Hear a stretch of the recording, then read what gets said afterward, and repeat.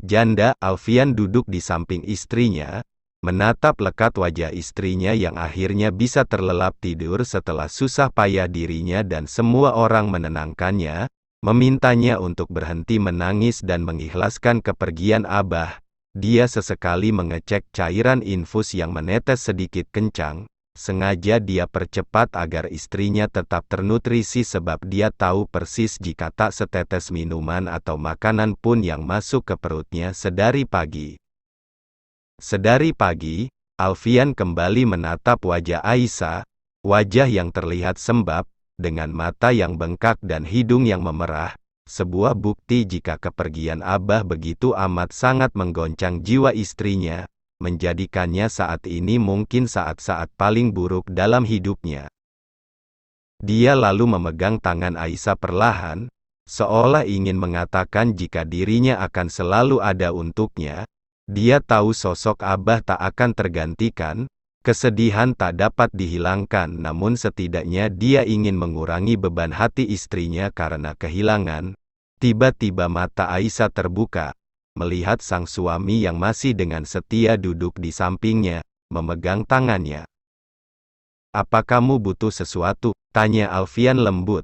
Aisyah menggelengkan kepalanya pelan, dia hanya menggeser tubuhnya perlahan, lalu menarik tangan suaminya agar tidur di sampingnya. Alfian mengikuti kehendak istrinya, berbaring lalu memeluk erat istrinya. Aisyah menenggelamkan wajahnya di dada sang suami dengan tangan yang melingkar di pinggangnya. "Tidurlah sayang," bisik Alfian pelan. Aisyah tak menjawab, dia hanya semakin mengeratkan pelukannya. Keesokan harinya, pelayat masih berdatangan, suasana berkabung masih sangat terasa, suara riuh orang yang mengaji terdengar membahana di tempat di mana Abah dikebumikan. Di belakang masjid yang menjadi areal pemakaman khusus keluarga, dari kamarnya yang berhadapan langsung dengan masjid, Aisyah dan duduk termenung di atas tempat tidurnya melihat bagaimana banyaknya orang yang lalu lalang keluar masuk masjid untuk sekedar menziarahi dan mendoakan Abahnya. Aisyah yang termenung tersadarkan oleh suara dering ponselnya. Dia melihat jika suaminya yang menelepon. "Aku baru saja sampai rumah sakit." Alfian yang terpaksa tetap harus bekerja karena ada operasi penting yang harus dilakukannya mengabarkan pada Aisyah jika dirinya telah sampai di rumah sakit. "Setelah operasi aku akan segera pulang.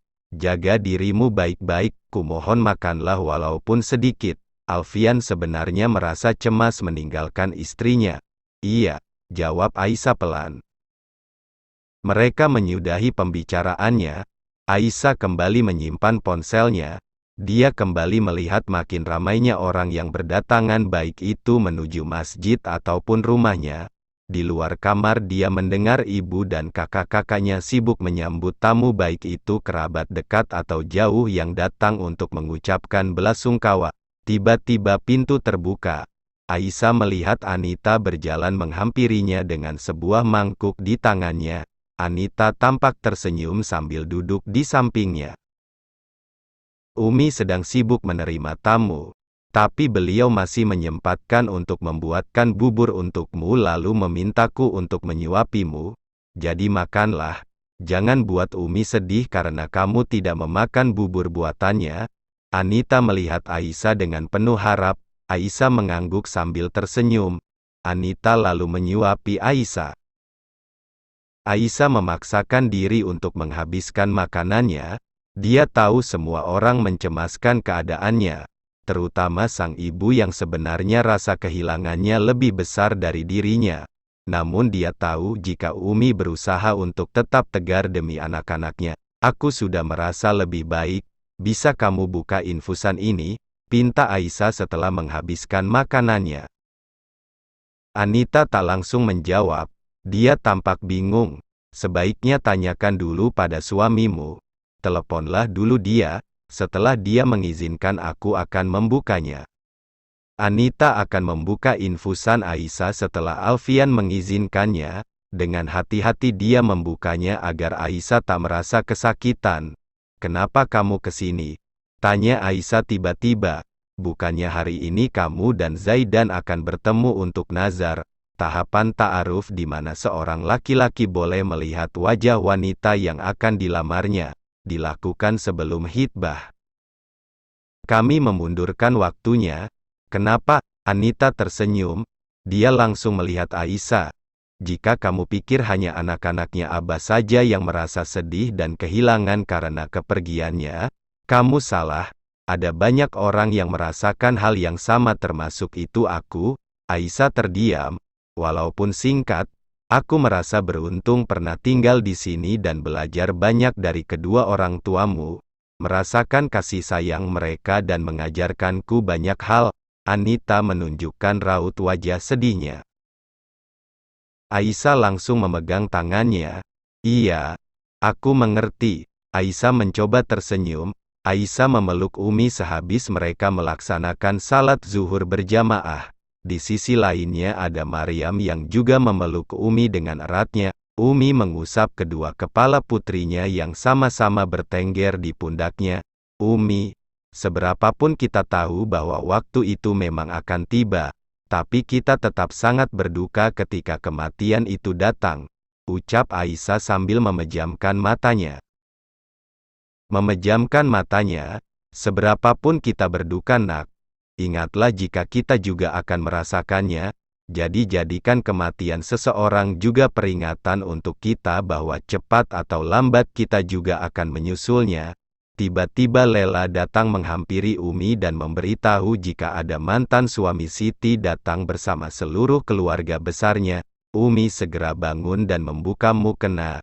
Setelah itu beliau segera pergi menemui Yusuf dan keluarganya. Umi yang didampingi oleh Ahmad dan Ali menerima kedatangan mereka dengan hangat.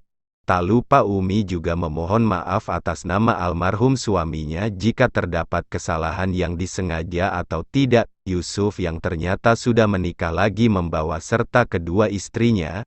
Dia menanyakan Siti dan ingin bertemu dengannya untuk mengucapkan belasungkawa secara langsung. Siti datang setelah dipanggil bersama Aisyah dan Lela yang mengikuti di belakangnya.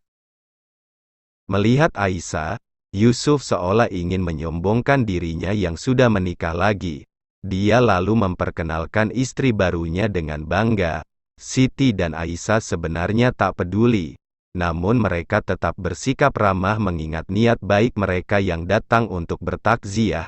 Dek, Mas dan keluarga kesini selain untuk melayat juga dengan membawa niat baik ingin mengajak Dek Siti untuk rujuk, atau lebih tepatnya kami kesini juga untuk melamar.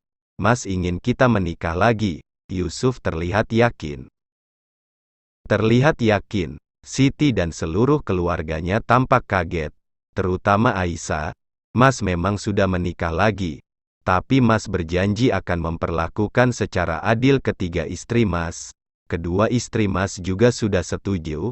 Mereka sudah ikhlas Mas menikah lagi. Yusuf menunjuk kedua istrinya. Siti langsung melihat keduanya yang tersenyum sambil menganggukkan kepalanya.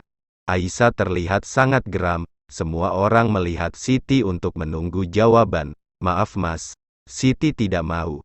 Jawab Siti yakin. Loh kenapa tidak mau? Daripada hidup menjanda seperti ini, apa tidak malu dengan omongan orang-orang? Ibu Yusuf bersuara, terlihat kesal karena Siti terus menolak kembali pada anaknya. Apa salahnya menjanda? Tanya Aisyah tiba-tiba. Saya beritahu, hanya dengan menyandang status janda tidak mengurangi nilai dan kualitas yang dimiliki seorang perempuan. Dengan menyandang status janda tidak serta-merta menjadi warga kelas 2, yang dipandang sebelah mata. Tidak semua janda identik dengan wanita penggoda yang haus kasih sayang. Banyak di antara mereka yang berjuang menjaga kehormatan. Ubah cara pikir kalian, jangan merendahkan janda karena menjadi janda bukan cita-cita mereka. Berpikirlah positif pada mereka karena bukan tidak mungkin besok atau kapanpun giliran itu tiba pada Anda. Siapa yang tahu, jika Allah berkehendak. Aisyah mengangkat pundaknya, semua orang terdiam. Oh iya, kedua kakakku janda dan aku bangga, daripada dijadikan istri hanya untuk koleksi. Ucap Aisyah sambil melihat kedua istri Yusuf. dan dijadikan istri tapi cari mati.